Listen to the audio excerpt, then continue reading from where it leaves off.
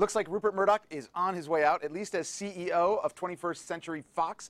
Jeff, you're on the case. It looks like it's coming out in the next couple days. We're going to learn that Rupert is handing over the CEO position to his son, James. He's going to stay on as chairman, but he's going to bring his other son, Lachlan, in as co-chair. What does this all mean? Well, on the one hand, you would think, okay, he's stepping back, maybe something, but ultimately what this step back does is push the dynasty forward. Right. Mainly because, okay, he's surrounding himself with his two sons.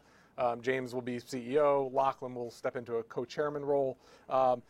Obviously, for the time being, Rupert, regardless of when this move sort of happens, Rupert will still be there pulling a lot of the strings. Right. But the really critical point here is that Chase Carey, who's the non-family member, who's sort of been the watchdog of sorts in there that shareholders have really liked because he sort of imposed some discipline on the family after the Dow Jones debacle. And the hacking scandal. And the hacking scandal. He was sort of like the guy in the room that was sort of keeping everybody together. It looks like he's going to step out of the COO role, maybe take on some sort of role as an advisor of some sort. But ultimately, that layer being taken out of the empire, so that's the sort of really entrenches it adds the family. insult to injury on the governance front. I mean, because there's already a question about succession, right? I mean, James, you could argue, and I think we've sort of been relatively open to the idea that he's earned his keep. Yeah, he did really well at BSkyB in the UK, the satellite company there.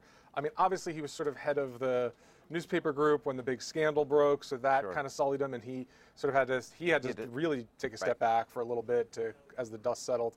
But you have to remember also that the brothers in the family here have been snubbed by the non-Murdoch shareholders and non-Prince Al Walid. Right. We've written about this, both of us. I mean, when you look at, you take out the Murdoch's own votes and Al Walid, Prince Al Walid of Saudi Arabia, when you take out their votes and you look at the AGM votes for directors, I think the majority of non-Murdoch Al Walid like 70%, if I'm not mistaken, vote against these guys. So I mean, Lachlan and James, but not Chase, as you mentioned. Correct. Yeah. So this sort of entrenches that a little bit more, and that's I mean, how shareholders have known this coming in, right?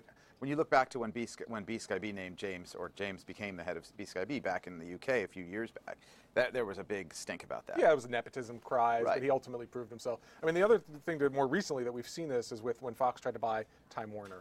One of the things that you wrote about was the fact they were offering up stock. Right. But Time Warner shareholders didn't want this sort of second-class stock that came with Fox. So it came with a big governance the whole problem. Structure, again, is all sort of being codified in this move with with Murdoch laying the groundwork for his own succession. Okay, well, can't wait to read your story, Jeff. We'll be back with more Breaking Views tomorrow.